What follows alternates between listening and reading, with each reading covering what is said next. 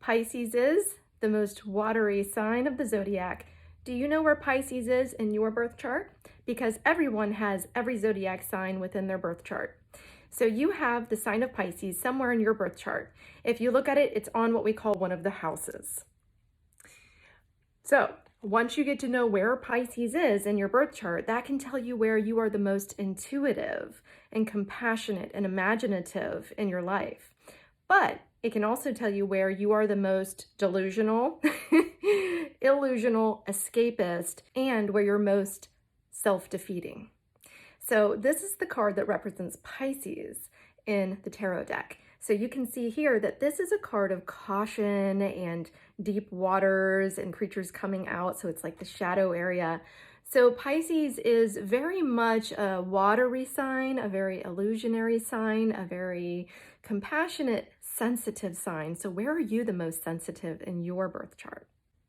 But where Pisces is in your birth chart is all about your intuition, the psychic, right? Pisces are very psychic. So if you have sun or moon or rising Pisces, you are probably very, very intuitive. So if you have Pisces on the 12th house, highly intuitive, highly psychic, right?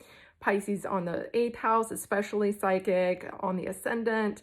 Anyways, this is the tarot card of intuition. This is the tarot card of the psychic. And so this also represents Pisces energy in terms of who you are intuitively, who you are as a psychic. So if you ever get this card in your tarot readings, this means you are intuitive about something, or you need to be intuitive and listen to that part of you that is Pisces from within you.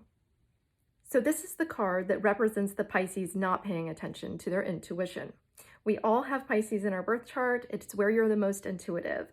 And so when you get messages from your higher self, or your body gives you messages, that's your Pisces intuition kicking in, right? And this card, the Four of Cups, represents when you're not listening. If you ever pull this card, it means you're not listening. You're not listening to your high self. You're not listening to your intuition. So where are you not listening in your birth chart? But Pisces can also be the escapist.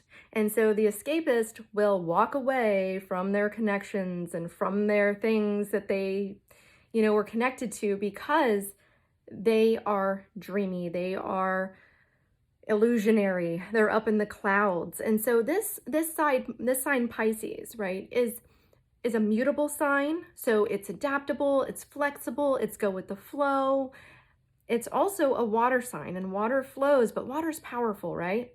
So when you have this watery kind of mutable energy, also very yin, very receptive, very, you could say a feminine sign, but that just means it's more receptive, more inward, more intuitive. If you know a Pisces, you know what I mean, right? But in this area of your birth chart, you can see where you might have a tendency to escape too much or make things disappear in your life. So for instance, if you have Pisces in your second house, you might have an issue with money disappearing a lot. Maybe your things getting stolen from you. If you have Pisces on your 7th house, you might be very attracted to people that are very spiritual or people that are very intuitive. And then you might have a problem where, and this is maybe early in your life, before your first Saturn return, before you were 30. Usually we have more issues, right, before that time, that you could have issues with being very attracted to certain types of lovers that maybe you're escapist or alcoholics or addicts, or maybe you get with somebody and then you make them disappear by your own actions, because this is a sign of dissipation, of fogginess, of disappearing, of illusion. And so you can also project a lot of illusion on people. And so Pisces, you can be the Page of Cups with your Pisces energy. Everybody can be. And that would be where you are not yet mature in your Pisces energy. So maybe you are a little bit more illusionary, a little bit more addictive to things. You get addicted to things easily, addicted to people, or idealize things too much. Maybe you are attracted to people that are like this. And then once you master your Pisces energy, you become the king, right? The king is mastery in tarot. And so the King of Cups is the Pisces at its highest vibration. So where is Pisces in your birth chart, and where are you learning to become more intuitive and more compassionate and high vibration King of Cups.